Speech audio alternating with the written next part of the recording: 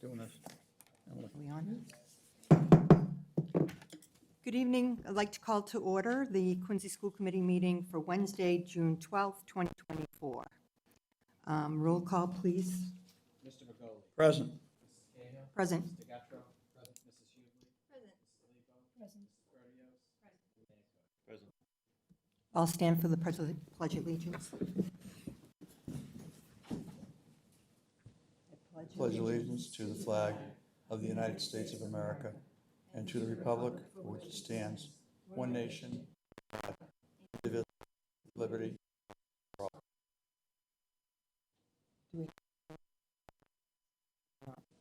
Okay, thank you.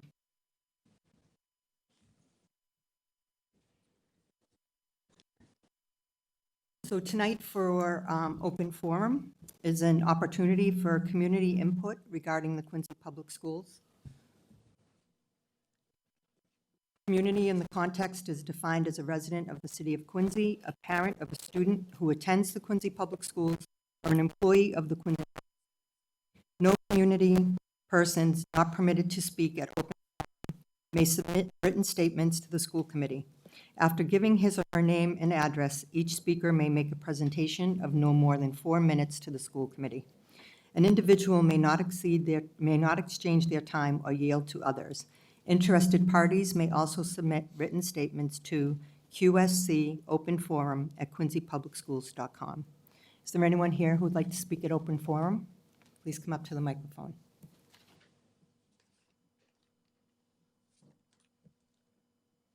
Is that working?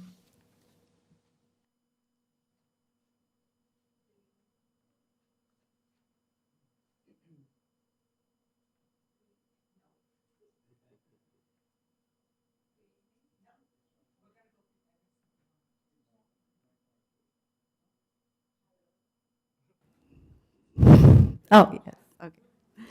All right.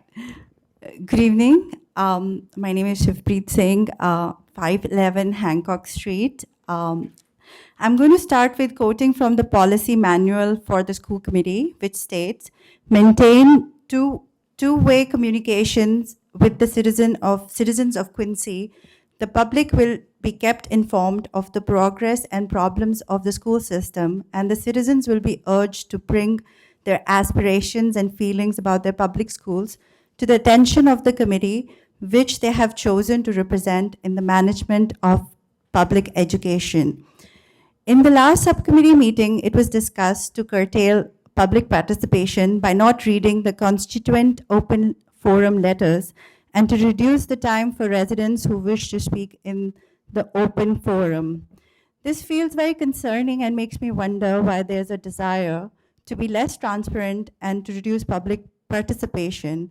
It may seem like a small change, but it brings to mind the boiling frog fable, which describes how a frog, when put in tepid water, slowly brought to boil, fails to perceive danger, and is eventually cooked to death. The story is often used as a metaphor for people in power chipping away public civil rights slowly but surely. In conclusion, I would like to make the following points. 4 years ago, we were not aware that QPS was home to 80+ cultures. We were scheduling open houses, report card conferences on important cultural holidays. We didn't have a calendar that acknowledged important cultural holidays. We didn't have a translation line. We didn't have family liaisons. 4 years ago, many things were working perfectly fine for many people, but our system was not working fine for many other people. The open forum letters are a great way to understand and learn from other families, especially when many families in Quincy are new to the system of the education. It shouldn't be, but over the meetings, it has become apparent that only a couple of people are connected to their constituents, and it's directly proportional to having kids in the system.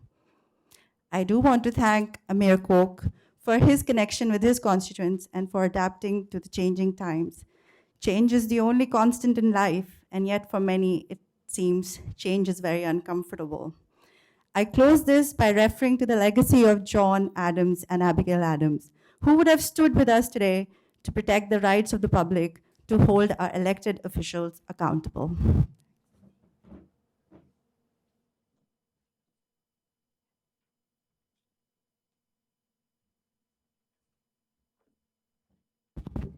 Good evening.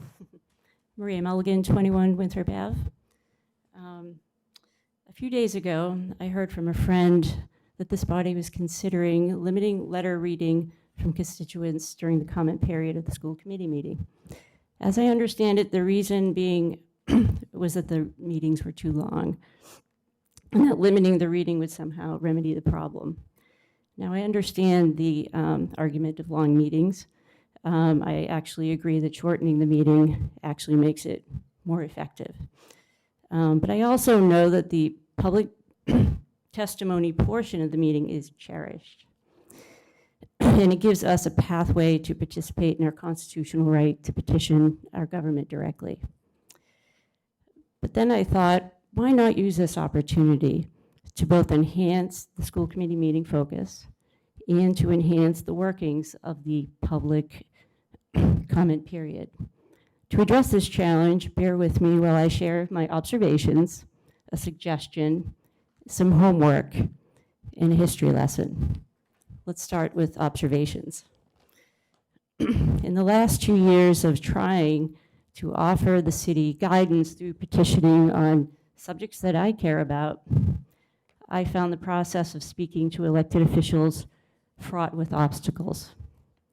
Please understand that it is not easy for anyone to stand before you on stage and provide verbal testimony, especially while being videoed, no matter the content. This is hard work, very hard. It takes a certain amount of bravery and courage to testify, and not all of us are cut out to do this without an incredible amount of agita. You know what that means, right? Okay. For many folks, offering letters is a more comfortable way to testify, and it should be encouraged. But what good is a letter if it isn't read aloud into the record and deliberated, like the verbal testimony? The school committee is the only body that has a regularly scheduled comment period, and that is great. All the other bodies should have the same. When giving verbal testimony to elected officials, I often feel like the practice is just simply being tolerated. Now, the word tolerated is not very welcoming. When Googled, what popped up was to be put up with. Are we just a checkbox? We don't offer our feedback for nothing.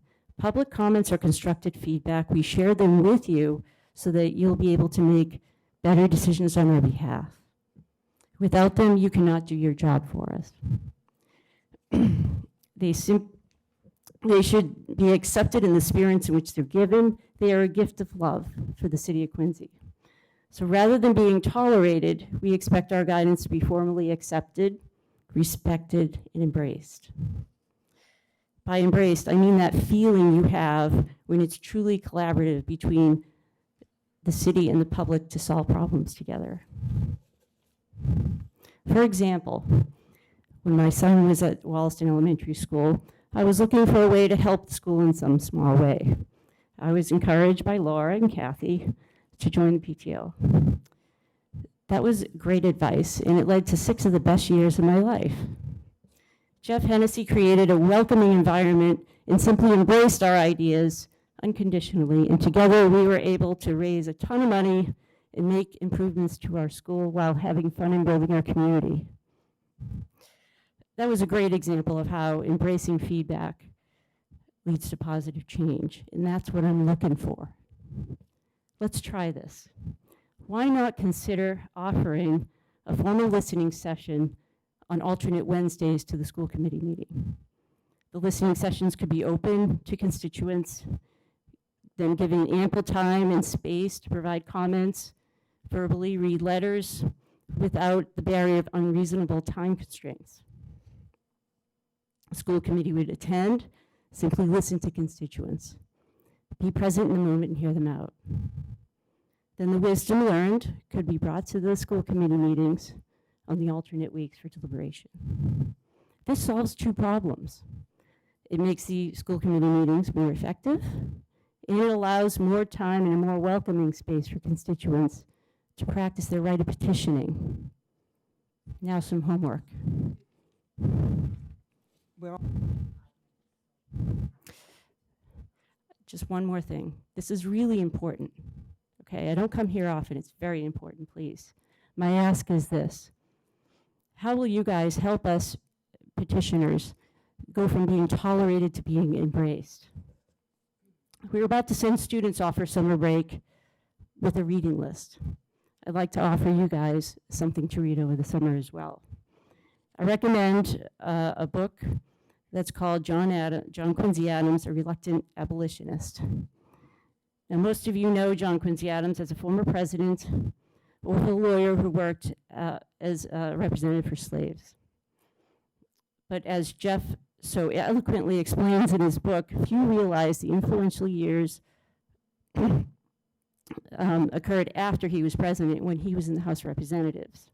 In that role, he squared off against the powerful slave lobby in continuous debate on the floor. He did this by accepting and reading the many petitions being offered to him by all the citizens who objected slavery. And in doing so, he gave them a voice in the House, and he demonstrated the powerful practice of petitioning, a mode that his father, John Adams, helped codify in the Constitution as a way for citizens to speak to their government.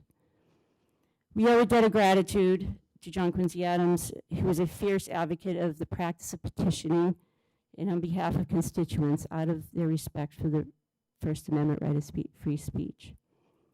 Over the summer, I hope you'll read this book. Thank you. One sentence.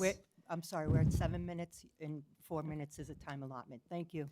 I hope you'll read this book and come back with ideas to enhance our right to petition. Thank you very much.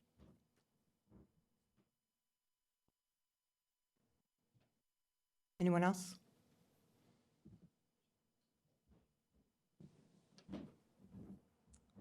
Hi, good evening. My name is Kate Campbell. I live at 37 Cranch Street. I'm here tonight to speak out against the proposed change to the school committee's open forum policy.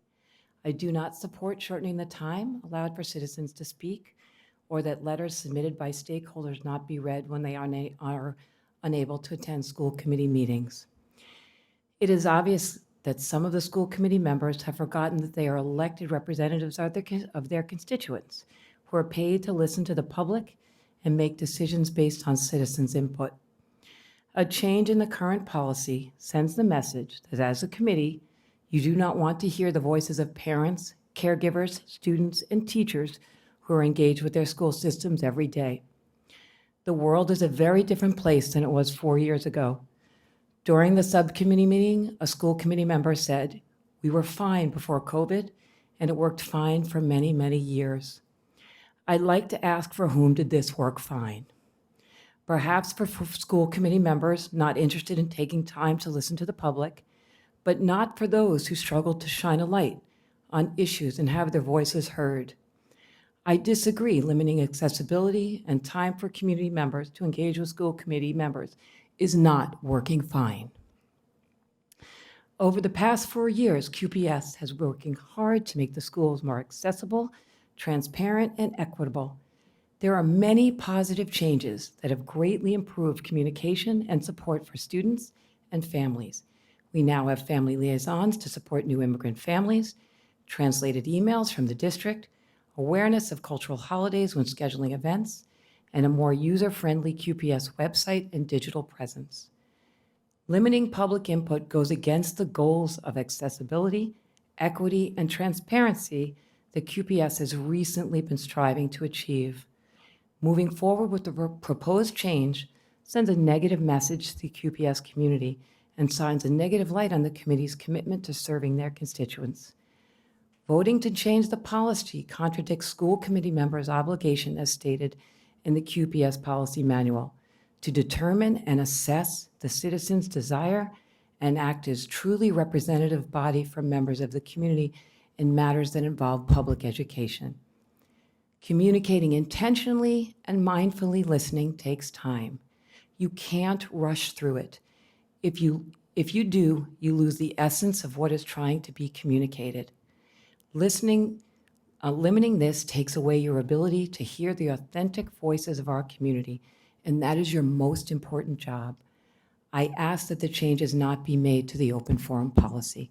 Thank you.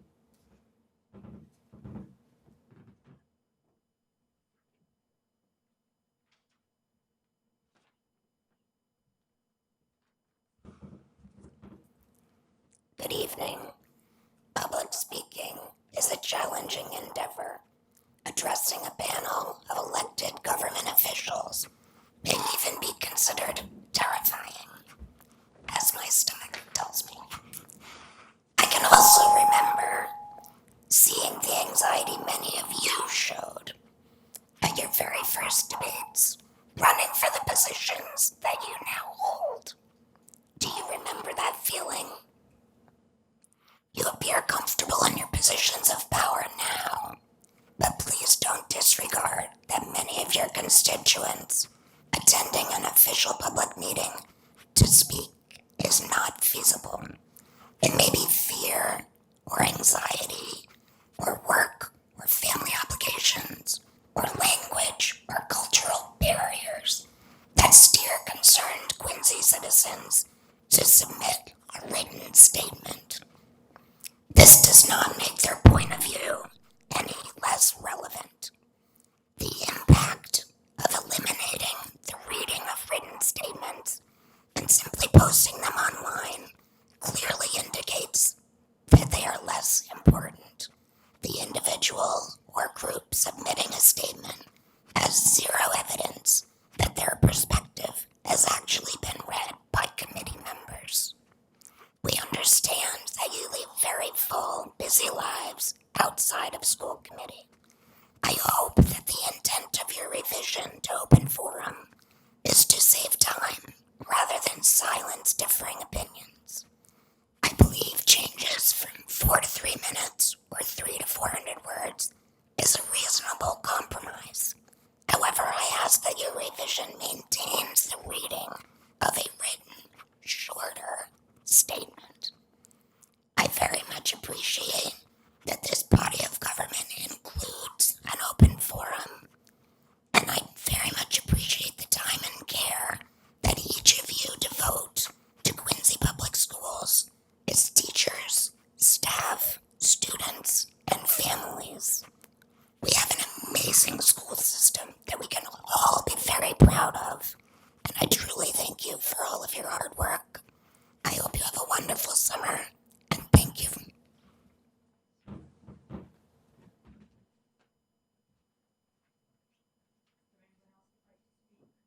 Anyone else like to speak? Okay, thank you so much. Next on our agenda, we have the Oh, I'm sorry, yes. We do have some letters tonight. We have 8 letters that were submitted this evening. The first is from Amy Sorensen Alawad. My name is Amy Sorensen Alawad. I have 2 children enrolled in Quincy Public Schools. I heard the suggestion that some of you made to do away with reading emails and letters, just like this one, as part of open forum at school committee meetings. The only reason I'm not at the meeting today to tell you this in person is because I'll be traveling out of state when the meeting takes place. Other times I've missed meetings because of work or family responsibilities. It's impossible to be 2 places at the same time physically, but being able to submit a letter via email allows me to still have a voice during these proceedings. My voice and opinion and those of the rest of your constituents certainly mattered to you when you needed votes. Our votes put you in the seats you're occupying today, in some cases, seats you've occupied for many years. Perhaps some of you are getting too comfortable in those seats and you've forgotten that you were elected to serve as representatives of the QPS school community and our families. Your responsibility in that service is to hear us when it comes to issues big and small, so you can learn about and understand what is important to us and represent us accurately. If we can no longer submit letters and emails to you that will be read at open forum, you are closing your minds and your ears to your constituents. you would be limiting our right to participate in due process public proceedings that have a direct impact on us and our families. You will be eliminating our voices from the public record. Why would you do that? Because you think the meetings run too long when letters are read? Because you're tired of hearing opinions that challenge your way of thinking and present viewpoints other than your own? Well, if that's the case, my answer to you is this. If that seat isn't comfortable for you anymore and you're getting tired of hearing from us, we will remember that come the next election. Maybe we're tired of hearing from you two. You certainly don't represent me and my family if you don't believe it's important for QPS families to have their voices heard through the letter reading process at open forum. Please continue to let us participate, whether we are there in person or not. Let our voices be heard. The second letter is from Maggie McKee. Dear school committee members, I watched the section of the recent meeting where changes to public comment policies were discussed. The fact that school committee meetings allow public comment and allow letters from the community to be read aloud is something the committee should be very proud of. It shows that the committee respects public input and will take the time to listen to and consider that input.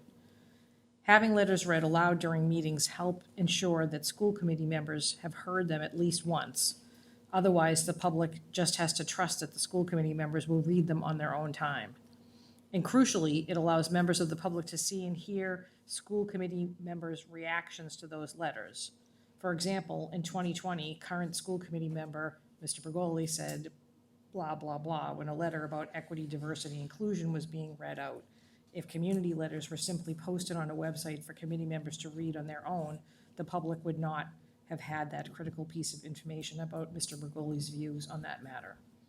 Having letters read aloud also mean that parents who do not have the time or money to be able to attend meetings in person can be heard by the collected committee. That seems like an important way to ensure equity, diversity, and inclusion in parent participation. I celebrate the fact that this branch of our local government allows for public participation and am opposed to the proposed changes which would limit that participation. The next letter is from Bonnie Mann. To the Quincy School Committee, I am writing to express my concerns about the proposed changes to open forum public participation at school committee meetings. Those changes discussed at the June 6th meeting would reduce the amount of time constituents have to voice their concerns during open forum from 4 minutes to 3, as well as do away with the current practice of reading emails from those who are unable to attend that school committee meeting in person. I am opposed to the suggested changes, which would significantly reduce residents' ability to participate in this area of our local government. I call your attention to School Committee Policy Section 11, School Community Relations, regarding community involvement in decision-making, which states in part, the school committee endorses the concept that community participation in the affairs of the schools is essential if the school system and the community are to maintain mutual confidence and respect and work together to improve the quality of education for students. It therefore intends to exert every effort to identify the desires of the community and to be responsive through its actions to those desires. The proposed changes undermine the stated goal to exert every effort to identify the desires of the community. Allowing 4 minutes for a resident to state their case and spending the time to read emails submitted to the committee to ensure those emailed concerns are heard by all members of the committee are not unreasonable examples of exerting every effort. Do not place an undue burden on the school committee and provide a valuable avenue for constituent participation. I urge you to vote against the proposed changes. The next email is from Lindsay Robertson. Dear Quincy School Committee, I am writing to express my strong support for retaining the current open forum format, particularly the allotted time for community members to speak and the practice of reading emails at committee meetings. As my family's primary caregiver and home manager, I am unable to attend school committee meetings in person, and it is crucial for me to be able to send those emails to participate actively in our community. How can parents such as myself be sure that the committee has acknowledged our emails if they are not read at open forum? I request clarity on whether the committee will provide a response to every email posted on the website and how they plan to ensure that parents' voices are heard. Although I support posting community members' letters on a public web forum, it does not guarantee that the committee has read those emails. Your word alone is insufficient assurance. The community that elected you deserves concrete evidence of your responsiveness. If there are considerations to alter the allotted time for community members to speak, I recommend an increase to 5 minutes. Providing adequate time for community members to express their perspectives is essential, especially since these decisions directly impact our children. I urge you to take these points into serious consideration. Thank you for your attention to this matter. The next letter is from Alexis Vive. Dear School Committee, my name is Alexis Vive, and I have 2 children attending Quincy Public Schools. Last week, I became aware of proposed changes to the open forum policy in an effort to make meetings shorter. These changes would include reducing the allotted speaking time to 3 minutes from the current 4, and discontinuing the practice of reading letters such as this into the public record. I am writing, while I still can, to publicly register my strong disappointment with these proposed changes. Perhaps some of you feel that listening to members of your community is not the best use of your time. I am curious how the majority of this body expects to learn how your policies actually affect families, students, and staff, considering only one member of this committee even has children attending Quincy schools. Maybe you think you can learn enough just by attending school plays and fundraisers and having everyone clap for you just because you showed up and took a picture for your Facebook page. Forgive me, but I tend to think photo ops are a poor substitute for honest feedback. And what assurance do the parents, teachers, students, and voters of Quincy have that future letters will ever be read by the members of the committee, or that they will be read in their entirety once they realize the writer disagrees with them? Are we to take on faith that, for example, Mr. Vergoli, a man who sneered blah, blah, blah into a live mic during a COVID-era Zoom open forum and once threw his pencil across the room in anger during a different filmed meeting, will read an entire email from a constituent who disagrees with him? Furthermore, this board has decided to allocate money that should be spent on educating our children to pursuing a legal decision against the city council for stepping in to do your job after you failed spectacularly to do so. Apparently, the crime of respecting our city's Asian community is so egregious, one member of this committee was even moved to tears. Add in the recent adopted change in policy language that directs QPS teachers and staff to address all concerns to Superintendent Mulvey instead of speaking candidly with individual members of this committee, and it certainly seems that the overwhelming majority of this body is desperate to avoid interacting with or hearing from the people they were elected to serve, and willing to spend our children's money to avoid the consequences of their poor policy decisions. If the members of this body don't care to hear negative feedback about their performance, they might consider doing a better job of representing us rather than looking for ways to keep us quiet. And if other people stepping in to do your job better makes some of you cry, you should probably stock up on tissues before next election season.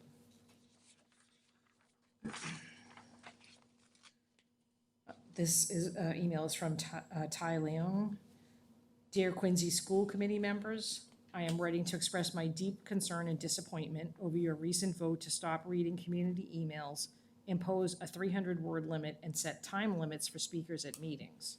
These measures blatantly create barriers to civic participation and undermine the democratic principles that should guide our community. Posting emails on the website is insufficient. It further distances our voices from being heard directly. By limiting emails to 300 words, you are effectively stifling comprehensive community input. This arbitrary constraint discourages meaningful expression and makes it harder for others to engage with the full breadth of concerns. Your role should be to facilitate, not hinder, open communication and community involvement. Imposing time limits on speakers who take time out of their lives to attend meetings in person is equally concerning. It signals a lack of respect for the community's efforts and voices, leading to increased mistrust and political drama. Such limitations foster an environment of exclusion and conflict rather than cooperation and transparency. I urge you to reconsider these restrictions and prioritize making public participation easier and more inclusive.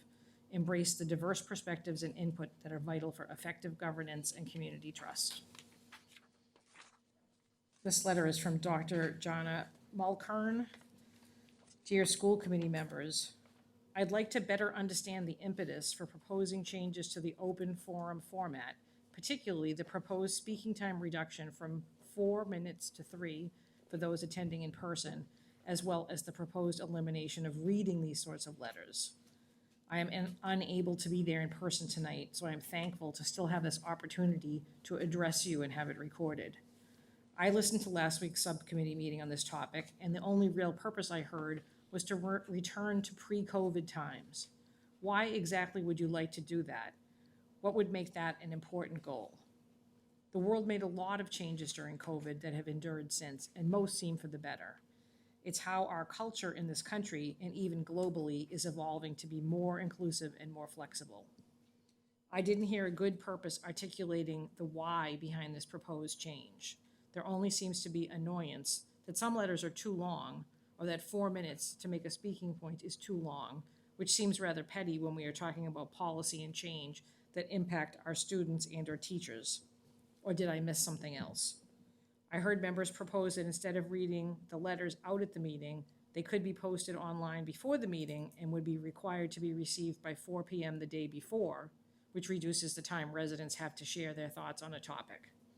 For example, this letter would not be accepted. I'd argue that posting letters online isn't truly making them accessible to all Quincy residents, as there are still some who do not have internet or a computer in their home, and they may not even have a smartphone. Yet they may be watching the public access station and hear them.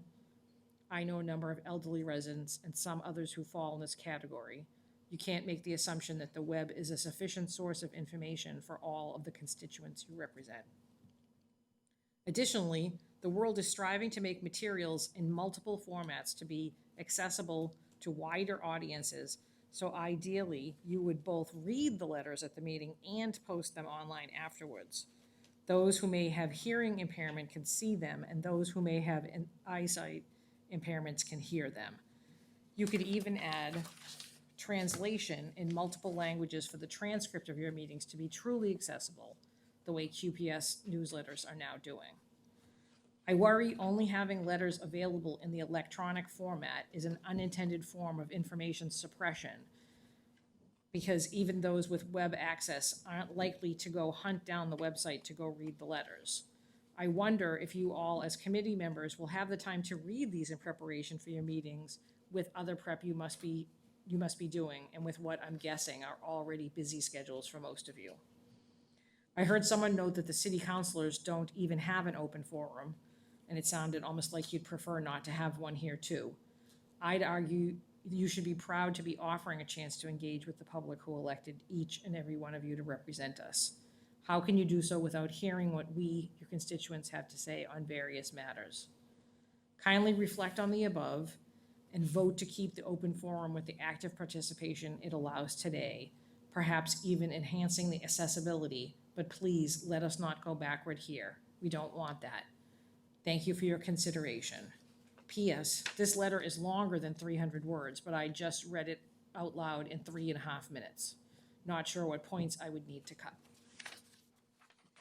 Okay, and the final letter is from the EDI subcommittee of the citywide PTO, and it's co-signed by Heather McDuffis, Grace Young J, Terry Rodriguez, Scott Alessandro, Jana Mulkern, Tamika Oden, Shiv Singh, and Phoebe Chan. Attention school committee members. The EDI subcommittee of the citywide PTO are requesting the changes to open forum that are being considered by the school committee be revised and reevaluated.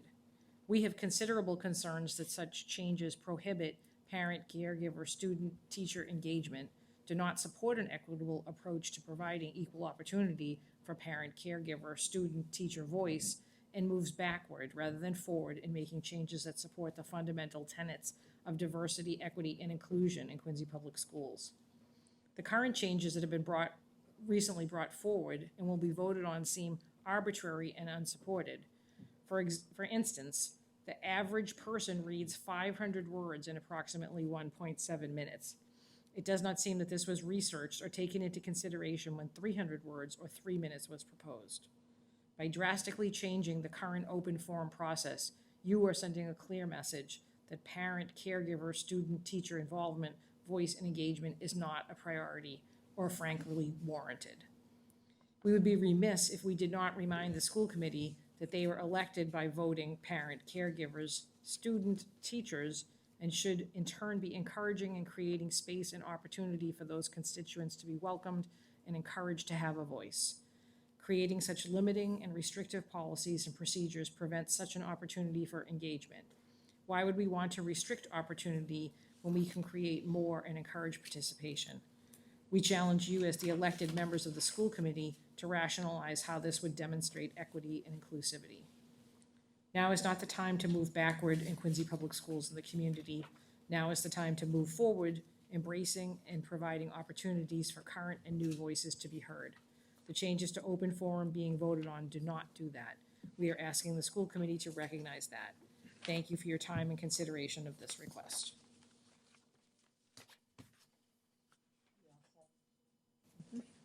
Okay, thank you. Let's move on to the superintendent's report. Thank you. Thank you, and good evening, everyone. Hope everyone's doing well. The first item on the superintendent's report is student recognitions. The Scholastic Art and Writing Awards were recently announced, with Quincy High School senior Nathan Doyle being awarded a Silver Key and 2 honorable mentions for his writing. Quincy High School senior Ibrahim Yakuti received a Gold Key for art, while North Quincy High School senior Natasha Chiang was awarded a Silver Key, and sophomore Lily Chen and senior Galania Willis received honorable mentions for art. So congratulations to all of these students. Next is the staff recognition. Atlantic Middle School English learner educator Tao Nguyen was named the recipient of the Massachusetts Association of Teachers of Speakers of Other Languages and our Award for Excellence and Creativity. This award recognizes exceptional educators, and a nomination letter submitted by Miss Nguyen's colleagues cited her outstanding dedication to her students' success in her close to 30 years of service with the Quincy Public Schools. So congratulations to Tao Nguyen for this great honor and for continuing to educate our students here in Quincy. Next is our recent and upcoming Quincy Public Schools and City of Quincy events. The class of 2024 high school graduations. We celebrated 740 graduates earlier this week in ceremonies at Veterans Memorial Stadium. Thanks to Mayor Koch, the Quincy School Committee, and the City Council, the state legislative delegation, the high school staff and administrators for being a part of this important milestone for our students and their families. Thanks also to the Public Buildings, Natural Resources Departments and Quincy Police Department for their preparation and support for these events. As you know, there were 2 great nights weather-wise and everything else. The students did an amazing job on the speeches, and it was just 2 great events. So thank you to everyone that made that possible. On May 20th, both high schools hosted the first ever Future Educator Signing Day ceremonies, recognizing 16 graduating seniors who will be pursuing careers in education. Each student invited an educator from their elementary, middle, or high school career who played a significant role in influencing our students' career aspirations. So, of course, we look forward to potentially welcoming these students to the QPS staff in the future. So that's great, and the students were excellent. Fly-up days are underway for students who will be moving to new schools for September. Today, both high schools welcome the members of the class of 2028, if you can believe it. It's amazing. Providing building tours and giving students an introduction to the administrators, guiding staff, deans, and teachers. Middle schools have also hosted or will be hosting similar events in the last few days of school. And lastly, on Saturday, June 15th, the 73rd Annual Flag Day Parade will begin at 7 p.m. in Quincy Center and will continue down Hancock Street and Marymount Parkway, ending at Pageant Field. There will be a flag-raising ceremony at 8 p.m. at Pageant Field, followed by fireworks display at 9 p.m. The parade will feature bands, including the Quincy North Quincy Marching Band and Color Guard, and the members of the school committee, of course, are invited to march along with Mayor Koch and other dignitaries. With that, that ends my superintendent's report. Next on our agenda, we have old business. First would be the FY 2025 Quincy Public School budget roll call vote. Superintendent? Motion. Second by Mrs. Hughley. Yes. Mr. Begoli? Yes. Mrs. Cahill? Yes. Mr. Gattro? Yes. Mrs.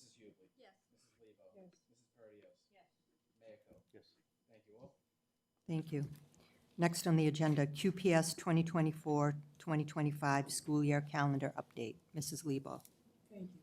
As a point of clarification and to avoid confusion for students, families, and staff, after consulting with outside legal counsel, it's been confirmed that according to state law, the 24-25 Quincy Public Schools calendar, which was approved by the school committee on April 10th, 2024, stands as is in effect for the 2025 school year. The calendar is posted on the Quincy Public Schools website and will be communicated to families through the district and our schools. If my colleagues agree, I would like to make a motion that we post the legal opinion on the QPS website. So I'd make that as a motion. I'll second the motion. Please to approve the posting of the memorandum. Mr. Begoli? Yes. Mrs. Cahill? Yes. Mr. Gattro? Yes. Mrs. Hubley? Yes. Mrs. Lebo? Yes. Mrs. Perdios? Yes. And Mayor Cope? Yes. Thank you. Next on the agenda, we have the revision of policy book section 1019, concussion policy. Mr. Gattro. I'll find you. There you go. This was taken up in policy committee. It was voted out affirmatively, and I asked for a motion to approve. Mr. Bergoli, motion. Second? Mrs. Lebo. Roll call vote? Mr. Begoli? Yes. Mrs. Cahill? Yes. Mr. Gattro? Yes. Mrs. Hubley? Yes. Mrs. Lebo? Yes. Mrs. Perdios? Yes. And Mayor Cope? Yes. Thank you. Thank you. Next is the revision of the policy book section 233, subcommittee of the school committee discussion. This item is eligible for a vote on September 11th meeting. Yeah, this too was discussed in policy committee. We had a discussion. It needs to sit on the council calendar until September. Back in September.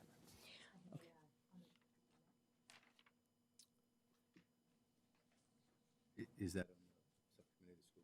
Oh, yeah. She has a motion on that, actually.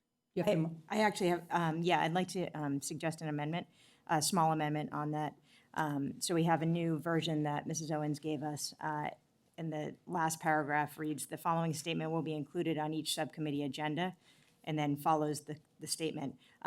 What I'd like to add right after that word agenda is "and read aloud at the beginning of each subcommittee meeting," so that it's more than just on the agenda, it's read at the beginning of every subcommittee meeting.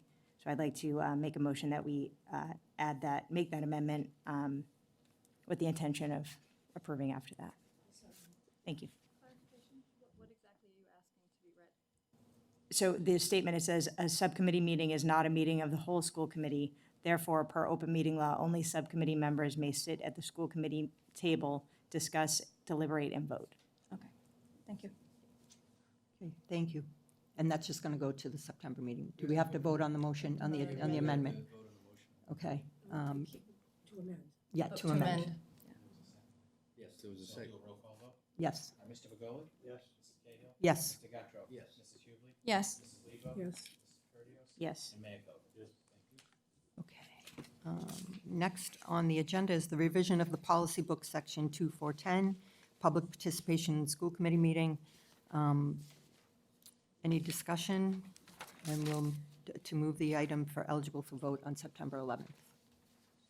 There was a discussion in policy committee. The policy committee advanced it to tonight's meeting for the opportunity for discussion. Anyone? No? Mrs. Perdios? I just want to be respectful of the number of people that came out to speak to us about this. And again, I too am a little unclear as to why we need to do this, the importance of this. It seems like it's very important to people to have that option. There were some points brought up in open forum today. I hadn't even thought of the mental effect it might have on people being really anxious and nervous to speak in front of us. And I think that this is a really good option. And I'd really, I know Dr. Perkins and Superintendent Mulvey do a lot of work in making sure that we're addressing mental health. We're being, we do parent academies. We reach out all the time to parents. And to have us be in line with that, I really think that we should consider rescinding this and just keeping what we have on the books right now. I really would put forward that we just take a look at just taking this back.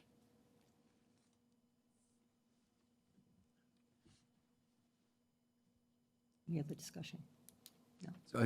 So we'll have an opportunity. This will come up on the 11th Yes, of September, and we'll have an opportunity to discuss it again at that moment before a final vote. yes, okay, thank you. New business, we have Natural Resource Department update by Commissioner Murphy. Oh, there he is.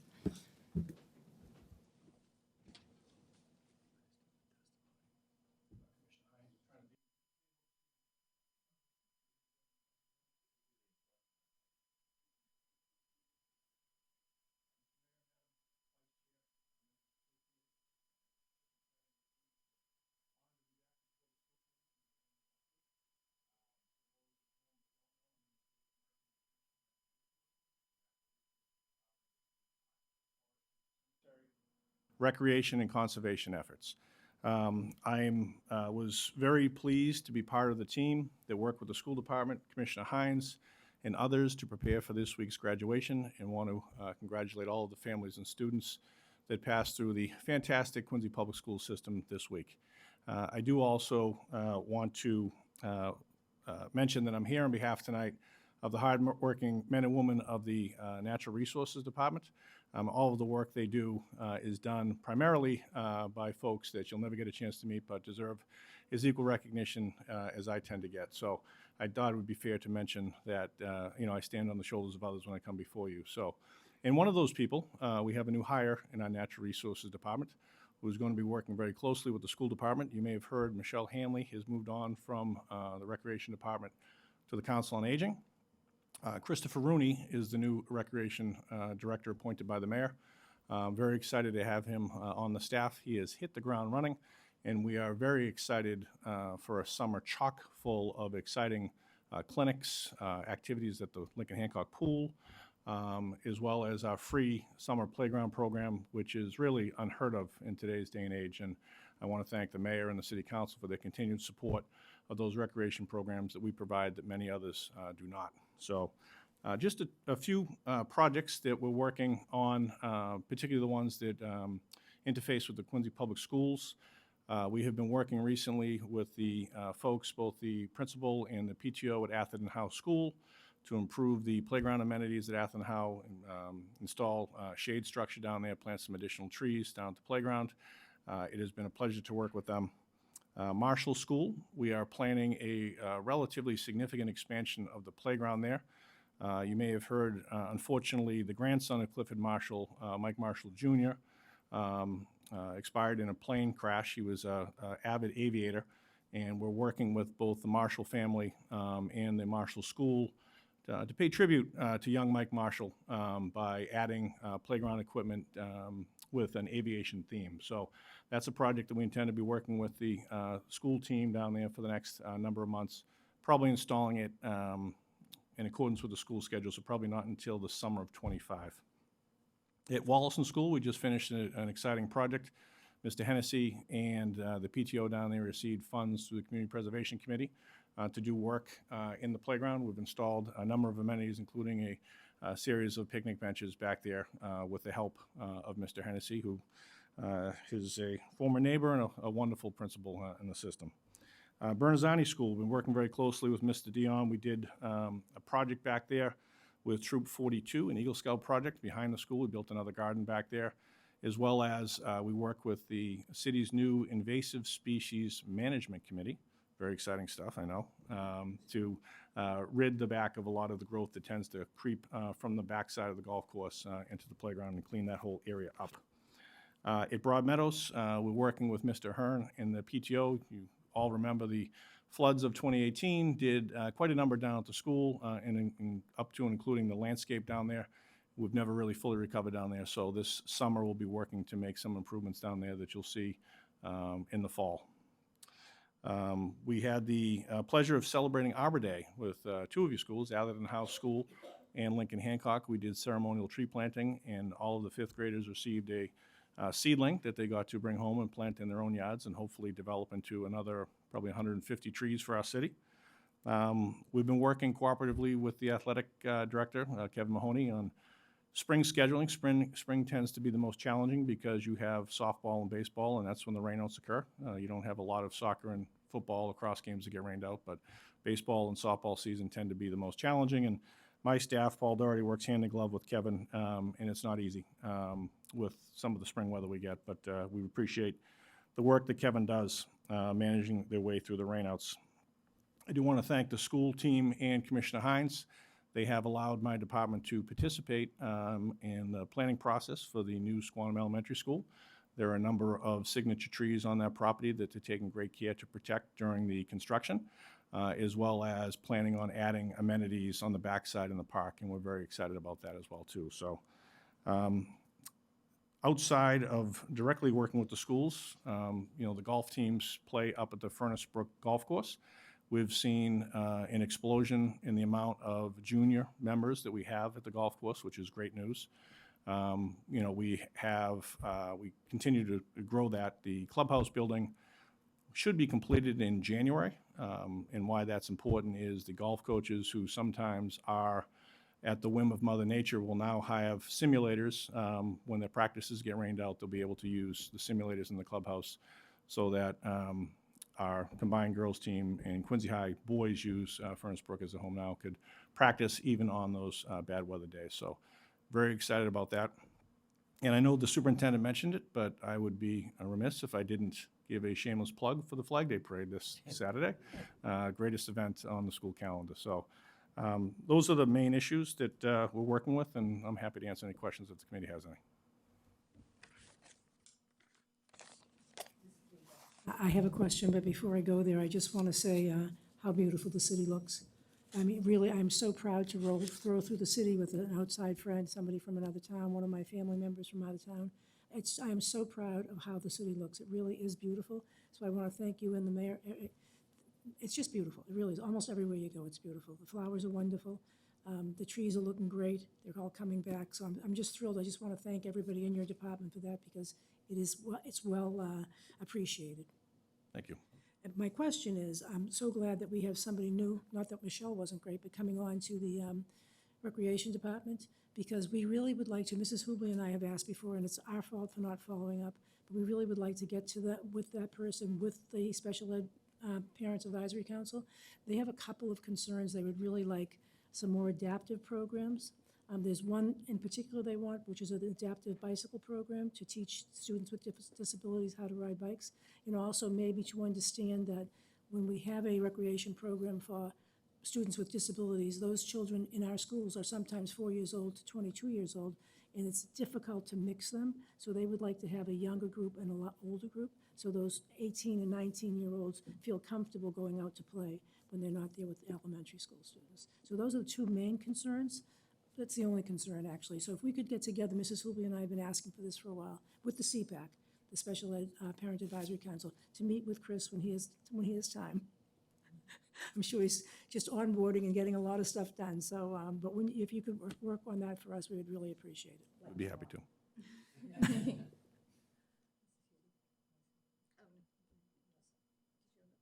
No, I'm good. Thank you. I just want to say that, Dave, we get calls and emails on a range of different issues, but it is a rarity that we get complaints about the parks or the playgrounds or the school properties, and that's a tribute to you and your team and all of the work that they do at all of the schools.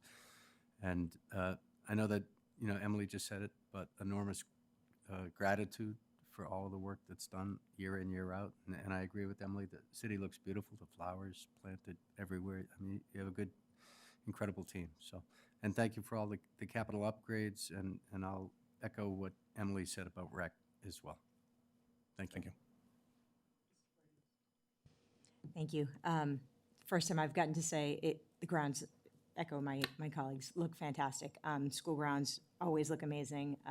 And not only do they look amazing, if anything does happen to come up, I just hear how responsive you are, how your team is. They just get out there and they take care of it right away. Same actually for Mr. Hines from the inside the buildings as well. But so thank you to you both for how responsive you are. And I was actually going to, Mrs. Hubley and Mrs. Lebo, I'm glad you brought up the rec programs for special ed. I was wondering, maybe would Chris, once he's settled in, maybe in the fall, like to come to a special ed subcommittee meeting and maybe discuss, once he's had some time to think about how he might, address those concerns, or any programs he could get together, any plans he might have. Maybe he could join one of the special ed subcommittee meetings and come before us and chat with us about that. that might be a really good forum so that we can all speak on that. And also, the last thing I wanted to bring up, recycling. Recycling barrels outside. I know, I think I'm going back 2 years that I remember there was supposed to be a special truck that was like a combined recycling, composting truck. I'm going back a few years now, I think.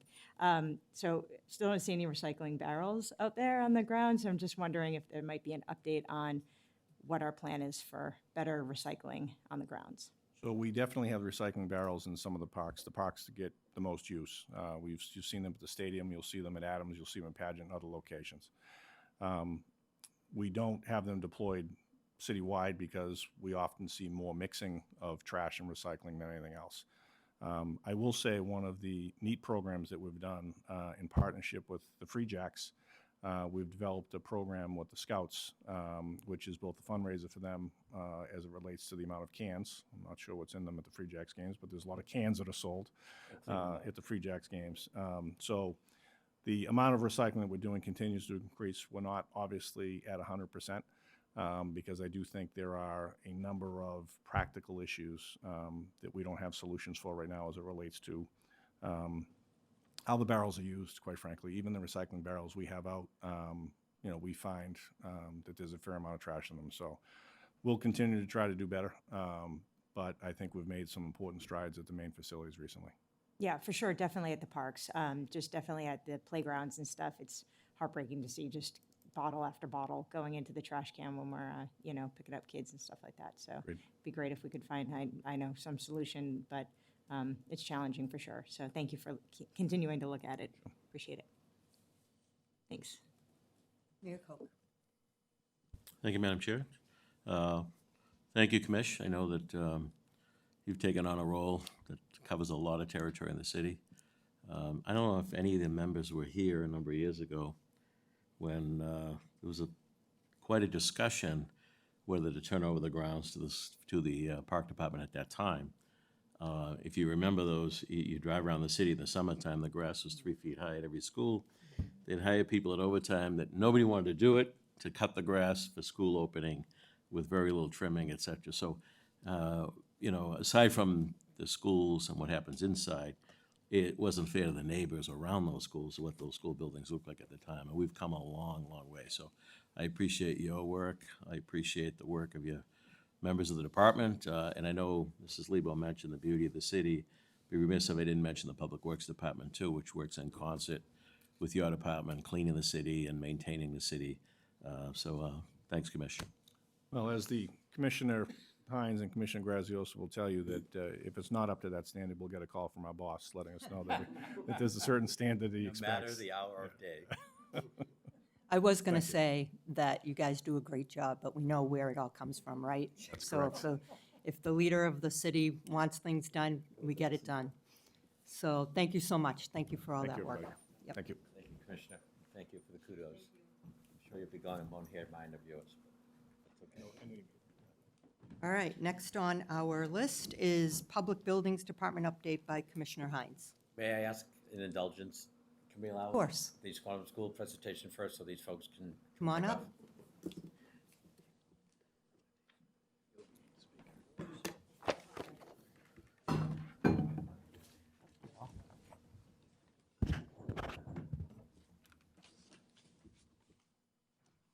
You might want to put that in the middle, the microphone, so the two of you can use it, and then Commissioner Hines has that one. How's that? There you go. I think we can make that work.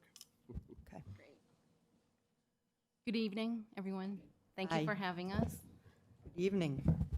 Oh, thank you, so I don't have to lean over. Thanks. My name is Tina Suhu. I am an architect at Arrow Street working on this quantum school. We were very fortunate to be working with a great team of people and working with PCA 360. We wanted to give you a project update. The last time we had presented was with the community meeting. This was earlier in the year.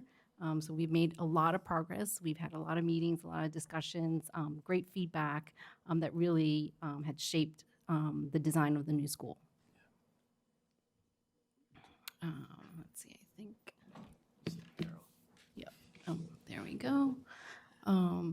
I'll turn it over to Brian to begin. Well, we'll keep it brief because the night has already gone long. but I wanted to give you an update of where we stand in the project schedule. We just are at the very end of the schematic design phase of the project, and this is a very important phase for our project at this point.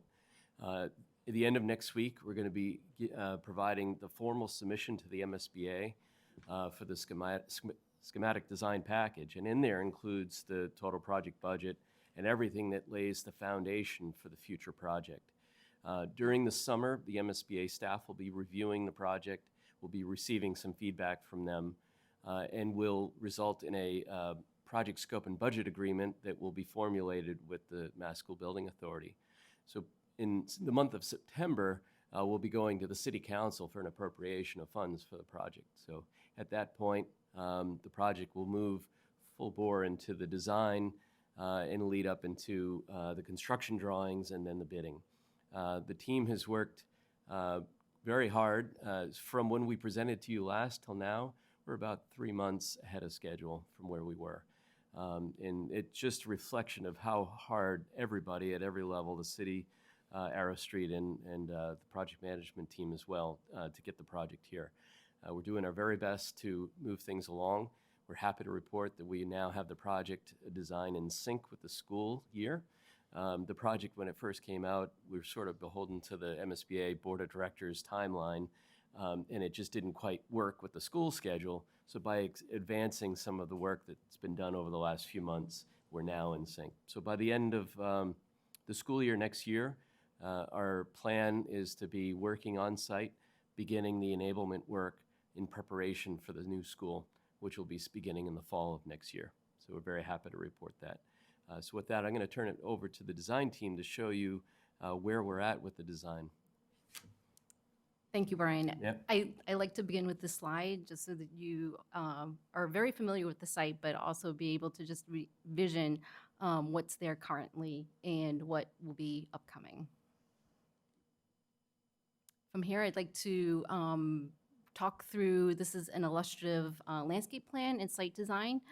As we have worked really hard to plan out the building, the site, and working with the landscape architect, but also the entire team with civil and our engineers.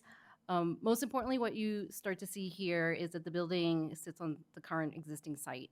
There will be some phasing that I'm going to talk later in this slide, how that would work. But what you see here is that there is parking on site. There are trees that we are planting, but importantly, we are also preserving as many trees as we possibly can, including the 2 large pin oaks that are on Huckins. Additionally, there is the memorial tree that we are very careful in understanding and knowing that it's important to the neighborhood, to the community, and that tree will be relocated. And there are plans that Commissioner Hines have more details for. But you'll also notice that part of the improvements for the school property includes the park behind the school. We are providing some additional trees along Winslow. We're actually realigning the Winslow Road, but also expanding the existing playground and making improvements there. What you'll also notice is there is a rectangular area there, which is geothermal wells, and that feeds into the school. That is all below ground. However, as a goal for the school to be net zero, the geothermal wells will assist with that goal. I'm going to go into the plans a bit, but not too much detail, but this is really where it's starting to take shape. The color coding, I won't get into any of those details, but we are also keeping the 1919 building. We've made some adjustments where we felt that that was very important to maintain some sort of community use within the 1919 building. So we've located the library, the media center as part of that space. And then there are large areas such as the gym and the cafeteria that becomes part of also community use, not just part of the school. A third piece there that has become integral to the design is the courtyard, which is serving the school, but also for community. That's a space that is internal. It's outdoor classrooms, but also areas where kids can be able to have sort of some fresh air and be able to really bring in some of the daylight into the school. And then wrapping around on Winslow and Mayflower are the classrooms. This is a two-story building, so the second floor really just continues the classrooms up onto the second floor. And then this is really just showing that there's a little piece of a basement area there that is mainly some mechanical and custodial and storage space. From here, we have prepared a number of slides. But first, actually, I wanted to talk about how we had come to some of what you'll start to see as 3D renderings of some of the exteriors that we studied carefully, what the neighborhood, the community, the context, also materials that really play into the architecture and some of the decisions that you'll see that we made for the school. Also historic references, just understanding what was there before and what is there now. As you can see, the 1919 building sits alongside with the new addition. So these are some views. These are up close. These are really meant to give you a sense of how this is starting to shape up. But creating an entrance to the school was important, but while maintaining a balance and respect to the 1919 building. So that was a bit of a challenge. We went through many iterations and very good feedback from the working group, and we'll continue to develop these as we move on to design documentation. This is actually looking from where we have the van and bus drop-off and the parking looking back at the building. As you can see, scale and material with sloped roofs is very important as part of the neighborhood feel. Just for your vantage point, if you were standing with the fire station at your back, you'd be looking at this view. Thank you. Yeah, no, that's perfect. Thank you. Yeah. So it is really a four-sided school. So this is actually standing on the park side looking back. We are actually making some adjustments to Huckins and also to Winslow, really trying to move the parent drop-off that happens on Huckins now onto the realigned Winslow Road. So that was a very important move that is part of the design. So what we're showing here, that there is a prominent entrance that is part of that pickup and drop-off for parents that feed into the school. And this is what we're calling the north entrance. It really faces the park. It really has a great view. It's actually probably one of the best views, really, from the school. And now, just to orient you, this is standing on Winslow and Mayflower, looking at the building. Same thing in terms of materials, scale, and having the sloped roofs is very important to really blend into the character of the neighborhood. And now this is actually looking back. So if you can imagine, this is where the gym currently is. Now that the gym is gone, this is the two-story classroom wing, standing on the corner of Huckins and Mayflower looking back at the building. This is actually smaller than is the current gym. It's further back from Huckins and further back from Mayflower besides me. Oh, sorry. I'm sorry. I was generous and gave it up. I'm surprised you're saying that. I'm sorry. So this vantage, obviously, as Tina said, is from the corner of Mayflower and Huckins, looking towards where the gym currently stands. This rendering of this building has the building set further back from Huckins than is the current gym, and further in from Mayflower than is the current gym. Even with the widening of Mayflower, there's still green space between the building and the street. Thank you. These are some views of the interior. This is very much in development, but we wanted to start to understand spatially how the building, the ed program is bringing shape to the interior spaces. And this is really standing in the lobby as you come in.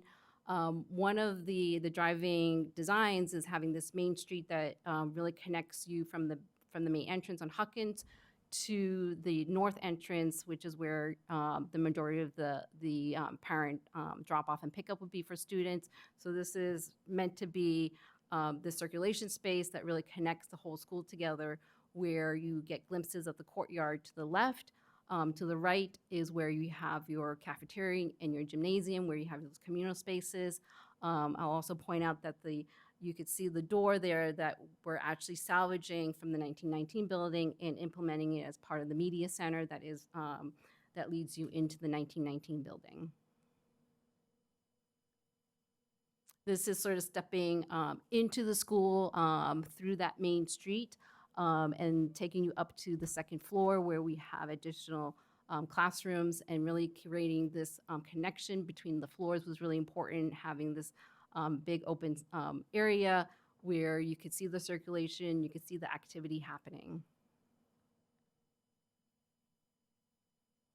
And then we'll have quiet moments like this as we move through the academic wing and through the classroom wing, that you'll have your arts and your library and these quiet moments where students, if they needed to find a quiet time as they move through the school day, there are these sort of respite spaces where students can find a bit of quiet time if they needed.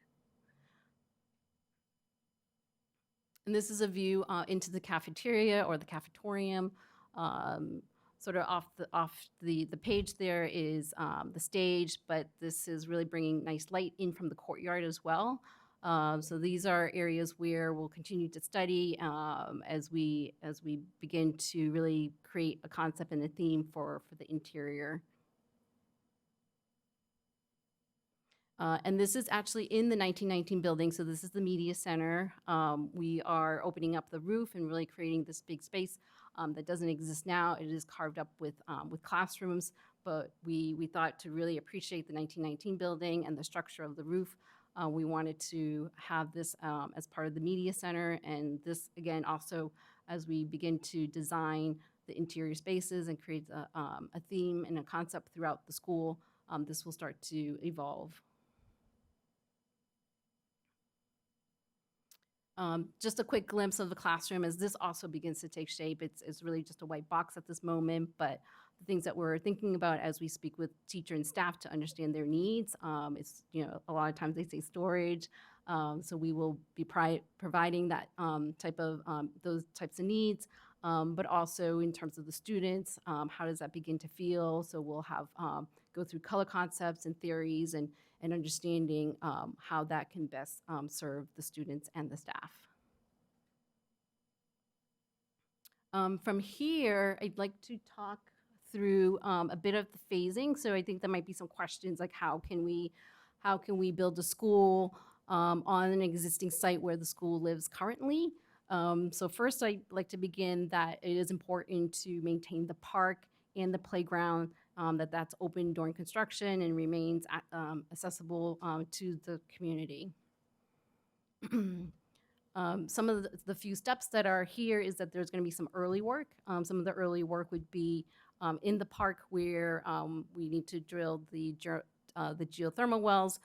Some of that will be done early as part of the early enabling work. Once that is in the ground, it returns to a surface that is usable. As Commissioner Hines had mentioned, some of the street widening work that will begin to happen as well as part of the early work. And then to prepare the school for the students for the school year and to maintain the use of the 1971 building so that the students and the families can continue to stay on Squantum as part of their school year for a couple years, is that the 1971 building will remain occupied. Additional classrooms would be provided with modular classrooms that are connected as part of the 1971 building and will serve as the Squantum School for a couple years while the new school gets built. And while that is happening, there will be some area of the playground that will be maintained as construction laydown, but there is a good portion that will remain open to the public. And then finally, once the new school is open, the entire school moves into the building and the rest of the site work will be completed, which includes the staff parking, bus and van drop-off, as well as restoring the park and enhancing the park. From there, Brian had alluded to some of the next steps, and as we're submitting our schematic design, we'll jump right into design documentation. In the meantime, in the fall, there will be the city council funding, and soon, by the end of the year, we'll be starting construction documents. Yep. Yeah, we'll just keep it at that because I know we're already running long. Yep, thank you, and I will Thank you for having us. Any questions?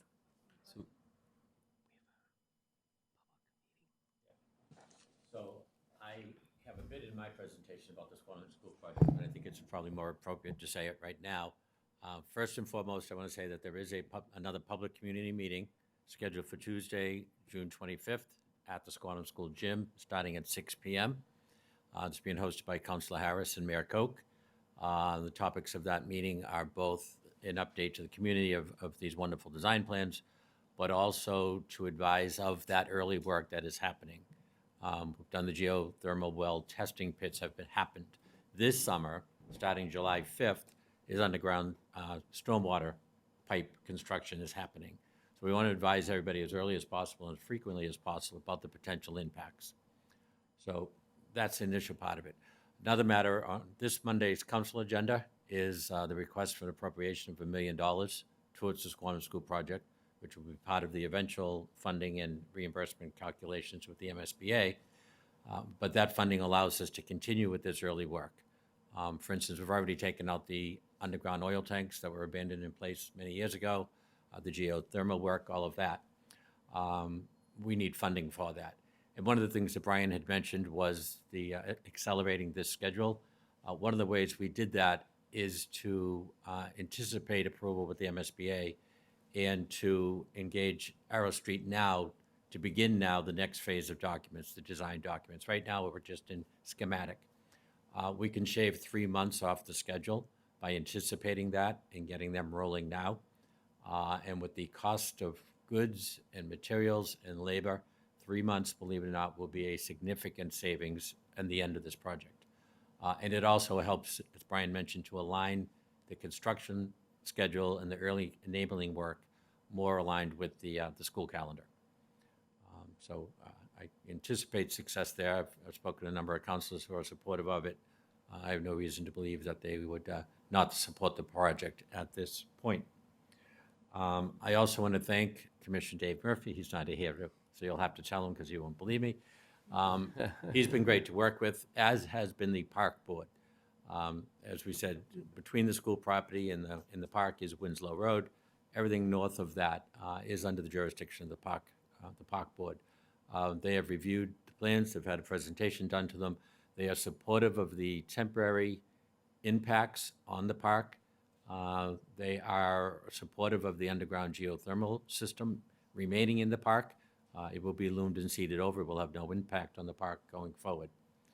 Additionally, we're coordinating with Commissioner Murphy and his staff about the expansion of the existing playground and the likely construction of a new tot lot further away to help to avoid the during the school day conflicts of public and school use.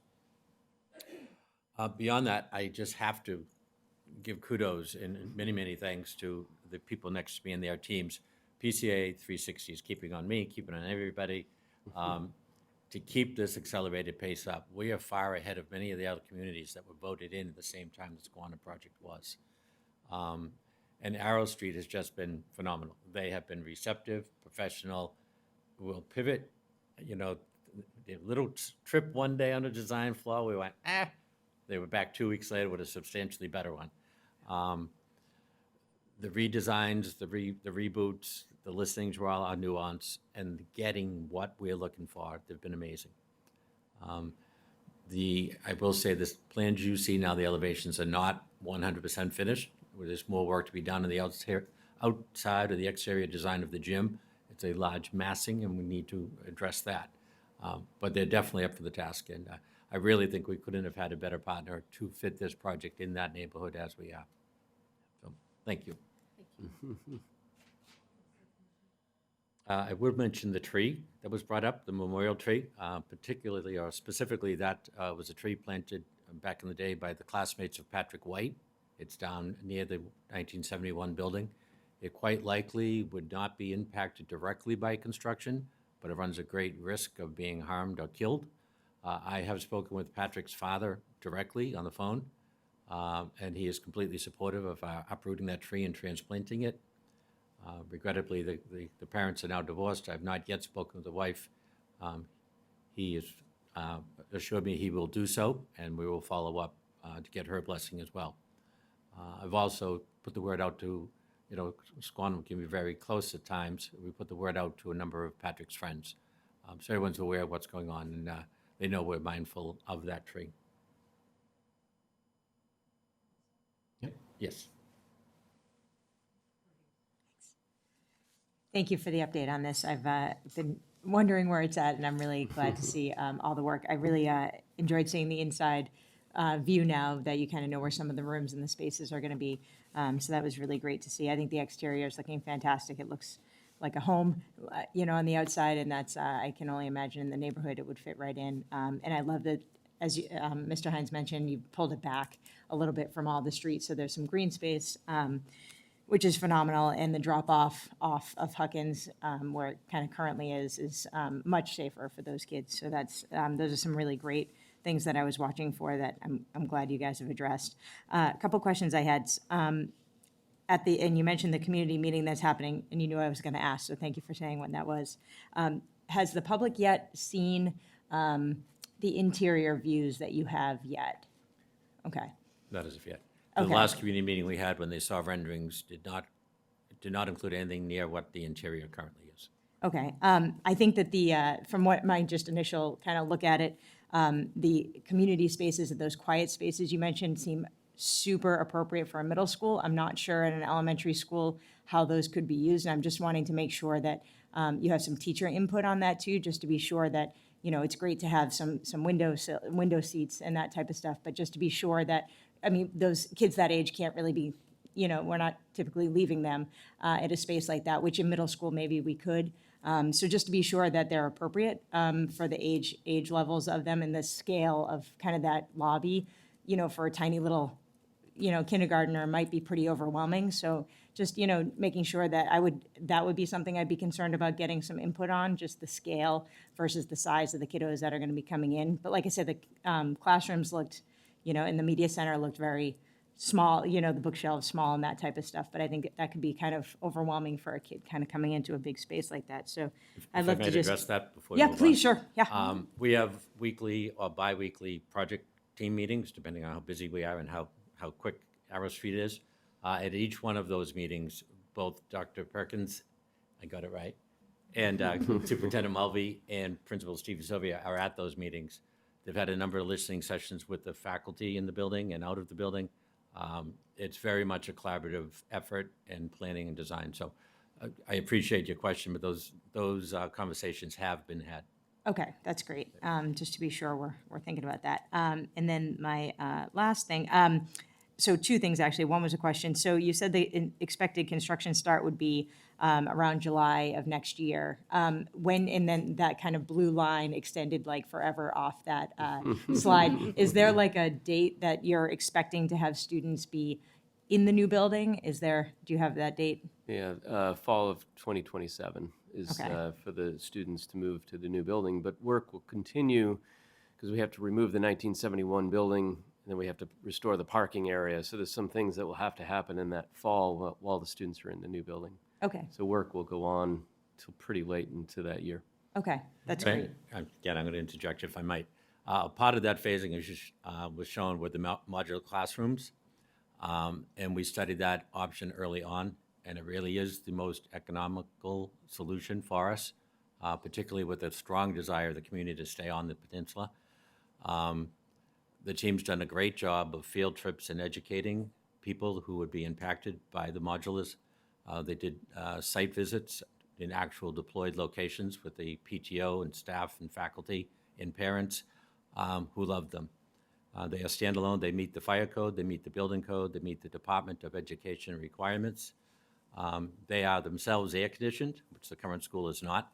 The teachers were very, very happy with the option. And kind of colloquially, the joke was they're going to fight over who gets to go into the mobile classrooms. So they've been well received, and we're thankful for that. That's great. Have you worked out the issue with not having a gym yet for those pods? I know there were some talks with the Kennedy Center or something like that. Have you had any further development on that? Yes. So it's more of a gross motor skills. I mean, we don't need a gym for basketball games, things like that. We need it for the physical fitness type of thing of the students. And since our earlier conversations, there has been a change in concept on the interior of the 1971 building while it remains, so that the large central current media center type thing will be a shared cafeteria and motor skills space for the physical education program. And that necessitated subdividing some of the existing classrooms to accommodate the breakout SPED and OT rooms and things like that. But on paper, it all works. Principal Sylvia is in support of it. So that is the primary focus. And of course, in good weather, there'll be out of doors at the park out back. There'll be continuous access to the students to the park. And if that should not work, we are still keeping open the options for perhaps the Kennedy Center with block scheduling to work around the educational program and the programming of the community, of the senior center. Okay, that's great. I'd like to, yeah, it's a 2-year period, so definitely having those kids not, have that place to have that physical kind of outlet for the day is great for that age, so. I'd suggest yeah. it'll be better accommodated than we did for Southwest, to be honest with you. Yeah. And then lastly, the geothermal work that's going to be happening right along the property line, sort of. I was noticing a lot of the abutters are kind of grayed out in that area. Are the abutters aware of all that work that's going to be going on right around that property? And I might have misread the lines on that slide, but it looked like it was pretty close. There's a lot of lines, so Yeah. it's not challenging, not a compromise or questioning your abilities. The field is not, the geothermal field is not going to impact any neighbor or abutter directly. It is pulled in from the property lines. I think the entirety of the area was grayed out or highlighted to show the during construction like laydown area and all. But there is no negative impact, no nuisance created by the geothermal field itself. All piping is underground. Piping to the building is underground. It'll look, at least for a little while, better than it does today. Yeah, I mean, that's a lot of work that's going to be going on right in that neighborhood, and those abutters are going to be, I mean, for as well as you're going to try to, mitigate it, and that's going to be a big impact to those abutters, and they're all fully aware of the construction timelines and the hours and all that stuff that you guys plan. Well, respectfully, that's one of the purposes of the community meeting. Yeah. Again, that impact starts this summer, not 2025. Right. So we do want to share that. We've made people aware of it. But there's direct mailing going out. It's on the social media. It's on the city website. It's on the school social media. It's in the school newsletter. And I believe they're also hand billing the immediate butters, so they get it even in a more timely way. That's great. Thank you. Yep. Thank you.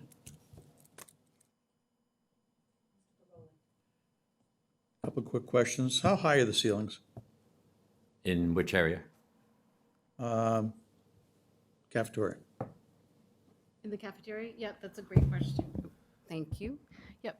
The ceilings in the cafeteria is approximately, we usually aim for about 18 to 20 feet. So we have basically a floor and a half of higher ceiling in the cafeteria. The gym is technically usually around 28. And so with structure, 25, 23 feet is what you want to clear balls and things like that. But your floor to floor, I'm going to answer a little bit beyond here, of your typical classroom is 14 feet. Now, is all the lighting natural lighting, or are there electrical lights? There are electrical lighting, yes. So how to replace light with a ceiling that high? Yeah. So with the technology, many of the LED lights have a longer life, so they will are expected to have a longer life. So the replacement frequency is less. But we are planning a lift, some level of a lift that will be part of the school equipment, and it will live at the school, so that will allow for changing of lights. And will the custodians be responsible for that? Yes, much like today and all of our other buildings, including the high schools and that very large volume space of the cafeteria at Southwest. We have the lifts. Currently, we'll have more lifts, but yes, light bulbs are the custodian's responsibility. Some of them are a little more antsy about the heights, but it works out. And getting up to the second floor, handicap accessible? Yes, there's a passenger elevator, an ADA compliant, Massachusetts Architectural Access Board compliant. And where is that elevator. located? Right off that main street, toward, closer to the park, by right off that main street you were shown. Huckins, close to Huckins. Well, the entrance on Huckins, the entrance to the staff parking, and the entrance on the park side of the north entrance all join that main street, and that's where the elevator is. And It's have we- proximate to all three. Have we figured out if something breaks down with some of these components, where we're going to access the replacement parts? There's a question I asked a couple of months ago. With respect, I don't see how it's any different in this building than another. Do you mean the elevator itself or No, something? I'm not talking about the elevator specifically. I'm talking about just mechanical parts in the building. I should think they're readily available. It's the same problem and the same issues we have daily in all of our buildings. Replacement, we have failures every day. Okay, all right, thank you. One question, excellent presentation, good renderings.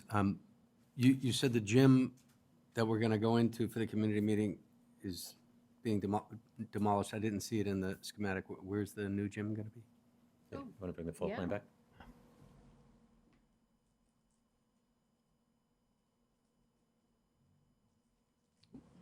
There you go. Top left.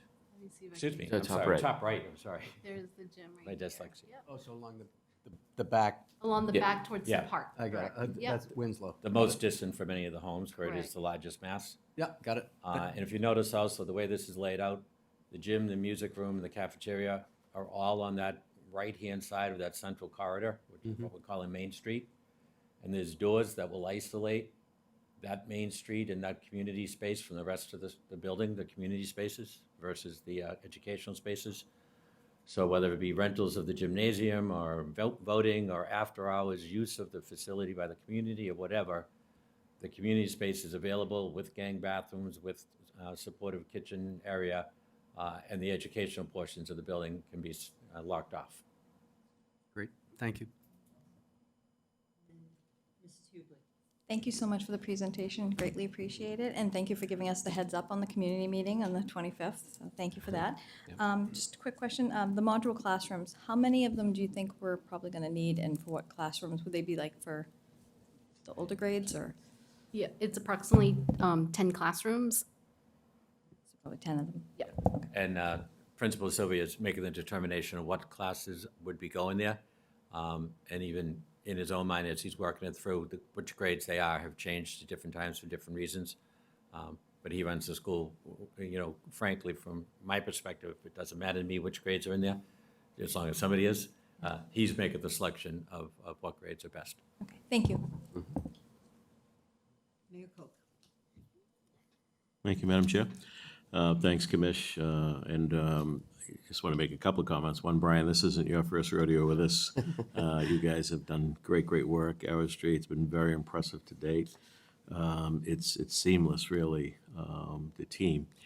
I do want to remind everybody, the public, that a couple of years ago, the SBA said that the city of Quincy is the model on how to bring your program to the SBA. And that's a compliment to the team, including the superintendent, and Laura does a lot of the paperwork. But Paul and your team, and we get the best at the table. So I think that's awesome. As you've picked up on this, we've had some issues around this site with flooding issues and some other things. So this is a civil works project as it is a building project, and it will resolve some of those challenges that we've had over the years. So we're certainly grateful for that. And as far as the rest of the work, I know you gave us an update, Commissioner, on all that's gone on in the schools. I like to do this. I like to remind, it was controversial when I proposed it every years ago. We go to a public buildings department, and the beauty of it is we're able to grow that department. It's not in competition with education in the classroom. So in the end, work orders, the principals have everything.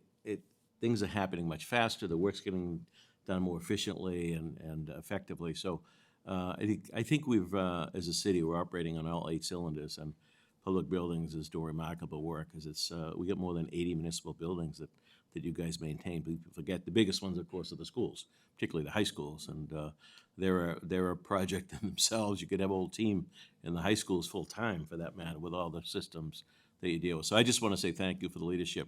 Thanks for the collaboration with all the city departments.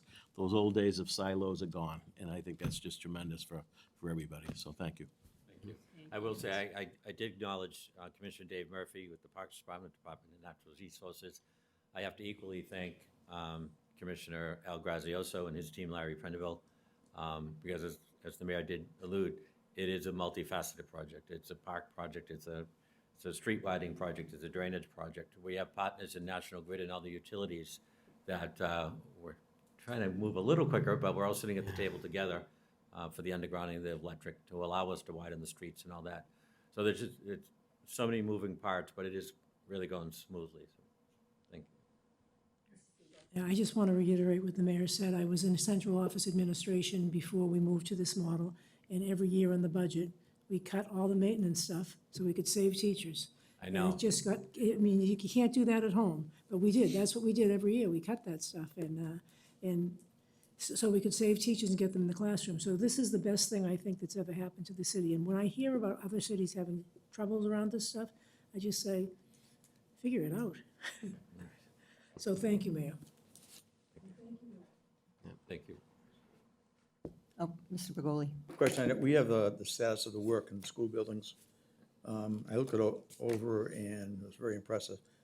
There was nothing, no mention of either high school. Correct. And when I got my 2 minutes in the limelight here, I was going to acknowledge that in my haste to get here, I printed a draft, not the final copy.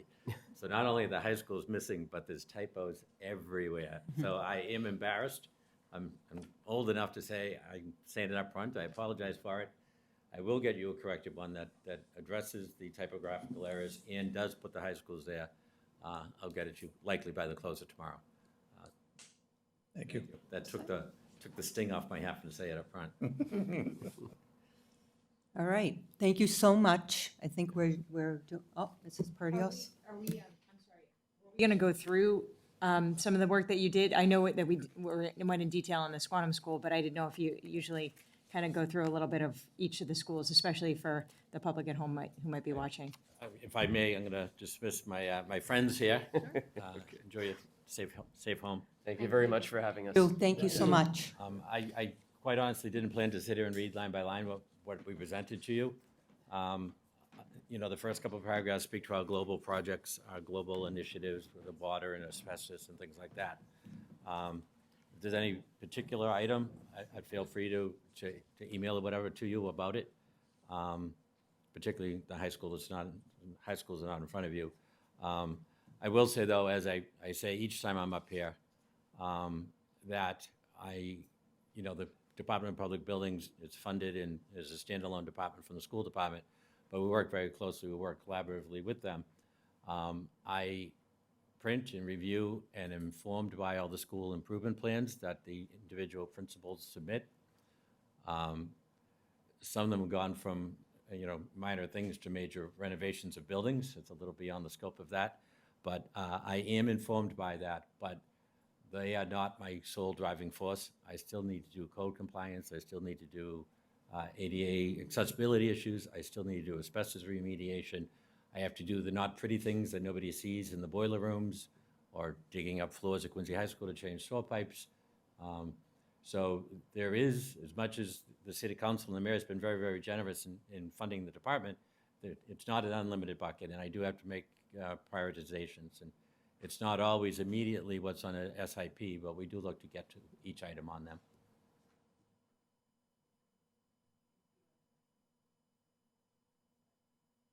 Sorry, and we just got this, like, Understood. I didn't actually have a chance to read this before the meeting, as we get it kind of as you came in. But just looking at a few things that I had on my mind, knowing you were coming tonight, that I wanted to ask about.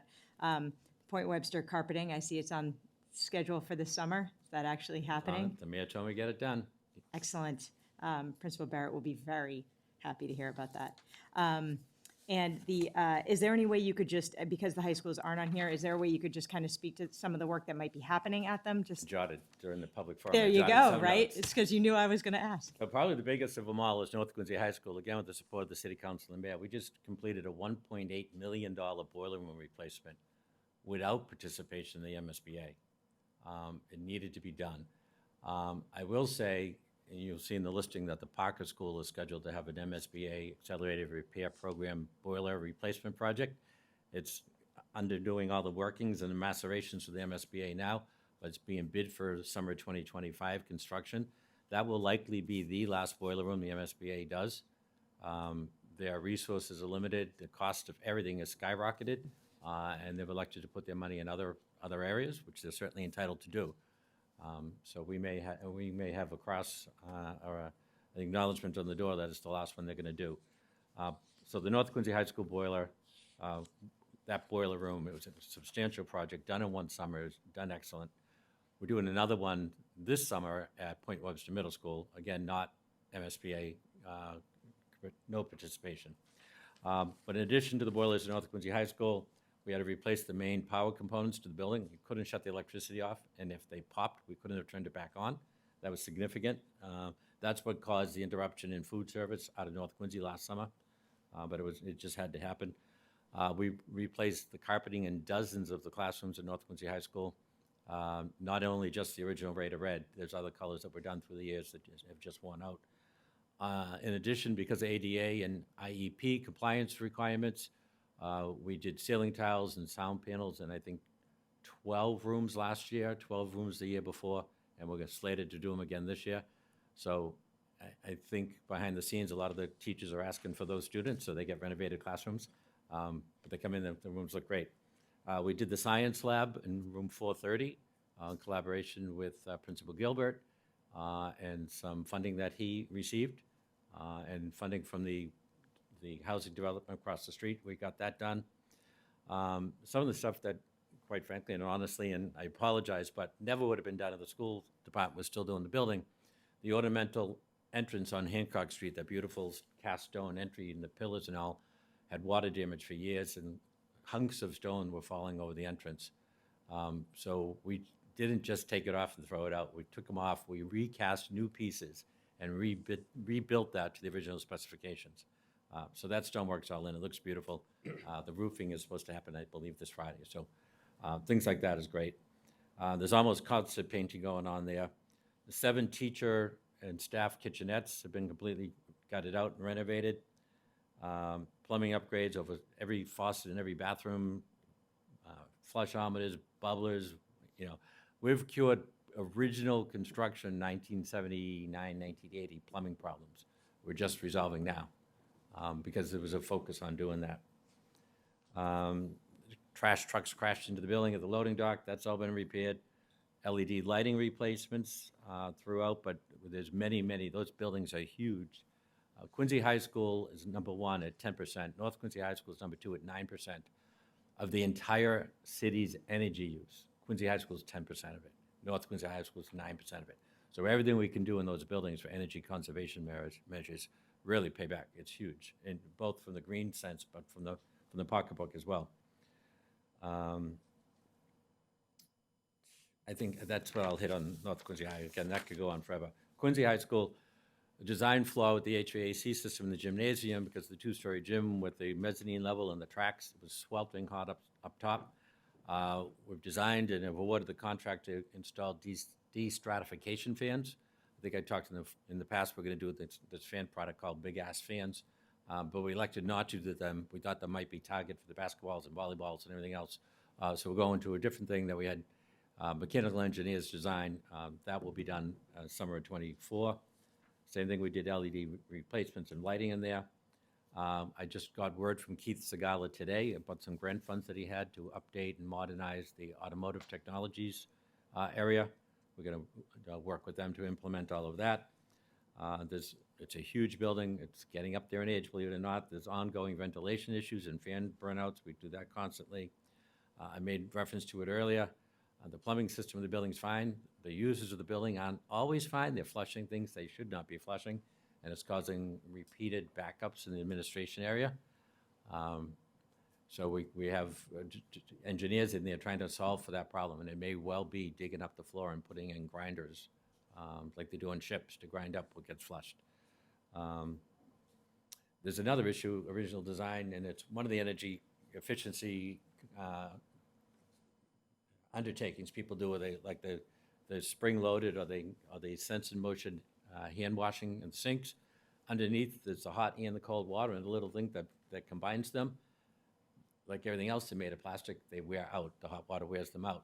So the cold water at Quincy High School is, you turn on most anything, you'll get hot water. So it's a waste of energy, certainly, and it's a challenge for people that aren't expecting hot water. It's not hot enough to scald you, but if you're not expecting it, you're not expecting it.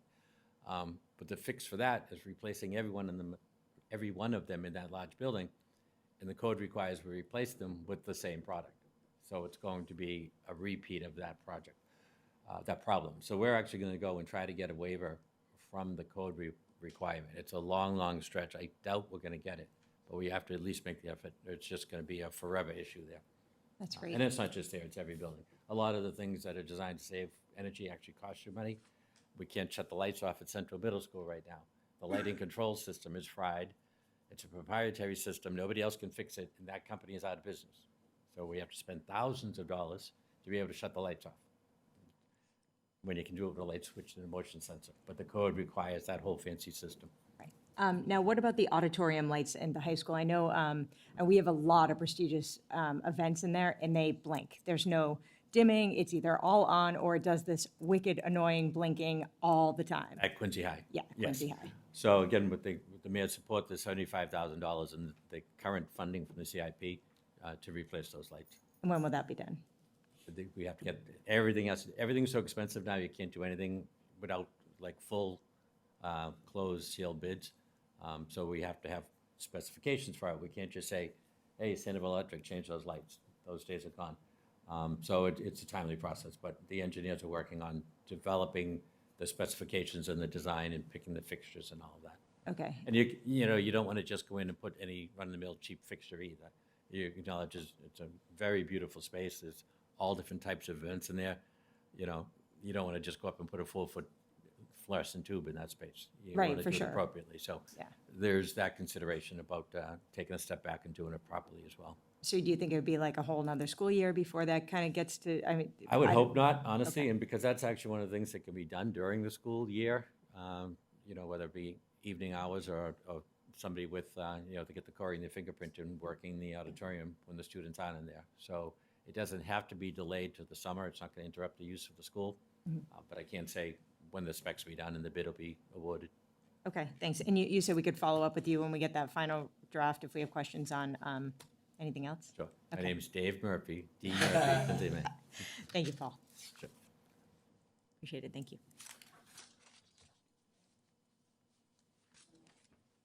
I don't have any questions, I just have a comment. This is an incredible list of things, and I'm just so glad that you and your departments are on top of this, so it's very appreciative. I do have one question, I'm not sure it's to you, but I know that we received a grant to help us purchase 4 electric school buses, and I was wondering where we were in that process.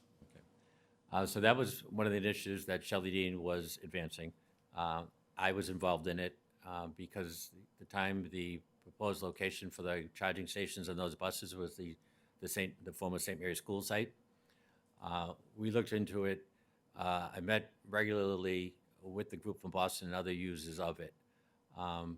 We're not convinced that the electric is our best option up front. We took a step back. We're going to look at hydrogen. We're going to look at compressed natural gas, other areas. From what we see, there are many advocates for the electric buses, but many of the people that have the fleets report a significant downtime with repairs and other issues. So rather than jump into it and for the feel good of it, we just want to take a step back. It's a lot of money for them. There was federal and state money that was put towards doing it, but there's a significant city outlay as well required. And we didn't want to rush into it and do it wrong. So it's currently on hold. So you're analyzing which type of, where we should go, which would be the best way to go, because I'm very interested. I know, and I've spoken to Mr. Drakeo about this, but we still have our buses idling at the schools. We do. Yep. They pull up and they idle out in front of the schools, and the fumes are terrible in front of the elementary schools. And, they'll stop doing that if you remind them, but it's really noxious smelling. And so I'd love to see us, not only for the environment, but also for our students' health and safety, trying to look at some alternative. Yeah. So I'm Thank hoping to continue on that. We will, and we've been working with Chris Walker and the mayor's staff on that as well. You mentioned it, I would like to take the opportunity, I should have earlier, to thank my staff and the entire Department of Public Buildings crew, the maintenance crew, the blue collars, the plumbers, the electricians, the painters, the maintenance guys. If I miss anyone, I'm dead. The administrative people, the project managers. It's a great team the mayor's assembled, and they really enjoy it. We've got so much going on, we're really challenging them. They're not just hanging boards or changing faucets. They're doing renovations, they're doing new construction. They're really showing their skills and their level of skills and competence that they have, and they're proud of it. So it's a great opportunity for them. It's a great opportunity for the city. I keep saying it when they look at my overtime line, but the cheapest labor we have is that crew on overtime with prevailing wages and everything in the outside world. So Dave's got his knowledge of the buildings and the HVAC systems, and Brian Paul, who helped them, would really be in a world of hurt, particularly during the whole COVID years, without those people on board. So I absolutely want to thank them and my administrative staff and everybody. I can't believe it. July 1st, I start my 9th year in this job, and I figured that out yesterday. I couldn't believe it. It feels it, yeah. Whoa.